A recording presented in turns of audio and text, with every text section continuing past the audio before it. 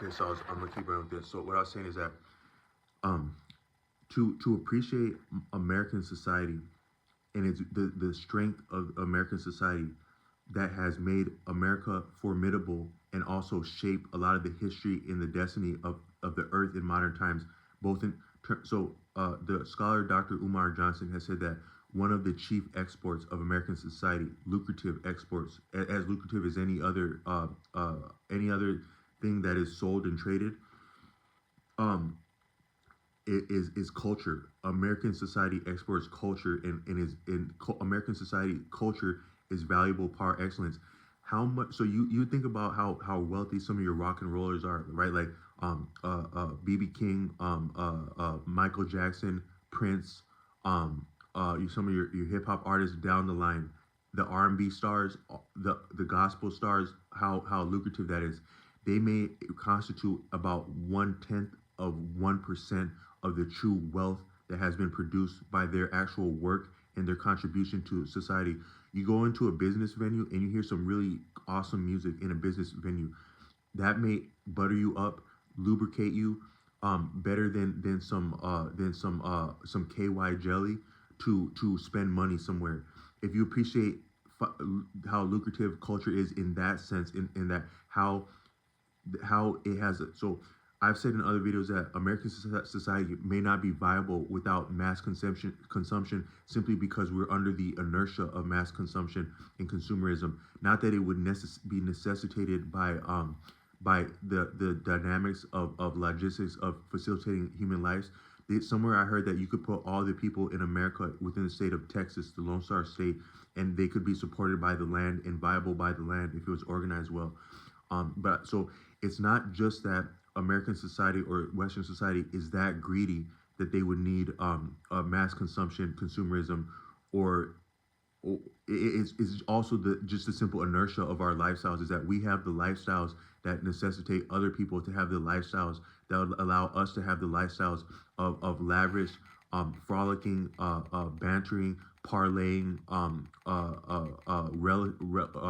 relishing escapades, sexcapades, revelry, that this lavish lifestyle.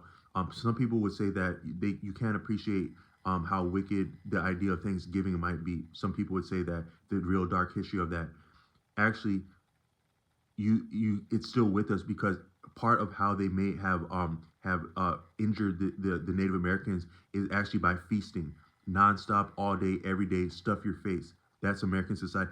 Every I'm actually so some I'm not gonna say what my birthday is, but sometimes my birthday actually falls on Thanksgiving. I wasn't born. It wasn't that way when I was born, but sometimes my birthday actually falls on Thanksgiving.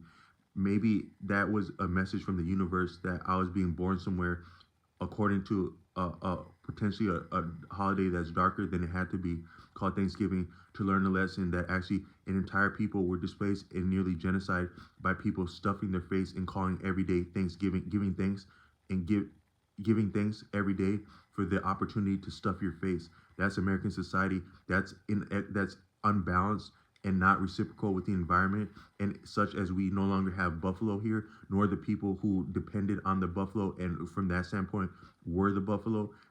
They went away with the buffalo, and I can imagine that some of it may have been no more sophisticated than disgorging and devouring and making ourselves um and disgorging and devouring and ravishing the buffalo just according to appetite and feasting all day every day is such that we no longer have the buffalo or the people who depended on the buffalo and are the buffalo. But but so if you think about how lucrative culture is in America as the chief export, but also how it lubricates consumerism and keeps consumerism viable. It's also along the lines of music. I had a guitar teacher that I met in the black church a little bit after that time when I started going there, and he said that one time a teacher told him without music the world would fall apart. He may not have known how true that was, even though he said it as a teacher. And I'm saying here that the actual viability of American society and now global society in terms of finance flowing up and down, left and right at the speed of light, digitally, literally at the speed of light, all times of day. But even going back into American society, that dynamic would have been similar but different without the iteration of technology, the modern iteration and paradigm. The fact but music butters people's up and lubricates all forms of wasting of all forms of spending money, both necessary expenditures, but more so expendable expenditures, is lubricated and buttered up by music and entertainment. So from that standpoint, you could say that your greatest rock and rollers, your most wealthy of wealthy rock and rollers or entertainers, sports would not be outside of that. Uh, it would be maybe less than one tenth of 1% of the wealth, if that, that has been created and sustained and viable by the contributions of different entertainers and people who have offered themselves to culture, not only being stripped by the record execs and the team owners and the managers and the whole vulture apparatus that comes upon the value of entertainers and people that have something unique to say or do, but actually the society itself that also gains inspiration from that, but also that gets turned on by that, such as to open up their pocket or maybe to work hard to be able to open up their pocket. It's vastly more wealth than can be appreciated. But culture is significant. But I say that none of American society, most would appreciate, would not be viable without the contribution of African American people, American African people, the labor, but even more so, even what was produced with the labor and spent around the labor wouldn't be viable without the culture, but also the civil rights that we have. Like for example, now to love who you would like to love, to go where you'd like to go, to shop where you would like to go. I don't think that would be viable without the Black church and the civil rights movement. Also, a offshoot and function of the Black church, which is not entirely different. The Muslim and Christian, it's still the value of the Black community. Malcolm X would be the Muslim version of that. Dr. King would be the Christian version of that, but it's still the Black community that formed the strength of the American Muslim community, and the Black church. The Black community is the heart of that, both in both those directions. And I don't think we would be having civil rights or equity and humane outcomes the world over, as has been influenced by the civil rights movement, without the Black church without Black culture. So America, some could say, the global paradigm wouldn't be viable in terms of labor and infrastructure and capital without the contribution of American Africans. But that's the hard aspect, the objective. But then the soft aspect, which is not soft, weak by any means, but just as though it's abstract and not exactly material, it's finer than material. That would be the culture of Black American, African Americans, American Africans.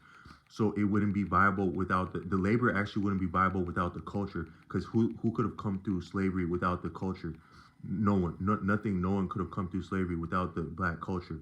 But also, the world couldn't enjoy what it enjoys now without the capital and infrastructure, and then also the stability of the American dollar stabilizing markets around the world was viable by the country of America, the nation of America being viable, which was viable by Black American labor on the surface, but the culture supported the labor and also the society.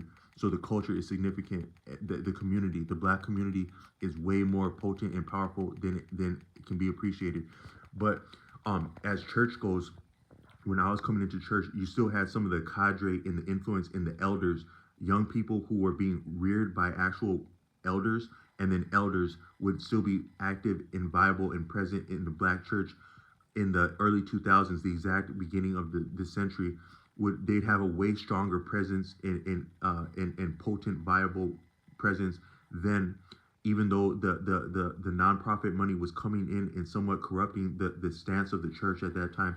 It would still be there. They would still be in the Black church now. I can imagine. I stopped attending, but they would still be viable now. But they would be a little bit older now, and then they may have tamed it down a little bit, if we're being honest. And then the youth in the Black church now, they would still have the spiritual inheritance, heirloom of those older iterations, but they wouldn't have as much of an example of the old style as I would have had right at 2000. But all I meant to say is that, but I'm gonna keep going with that.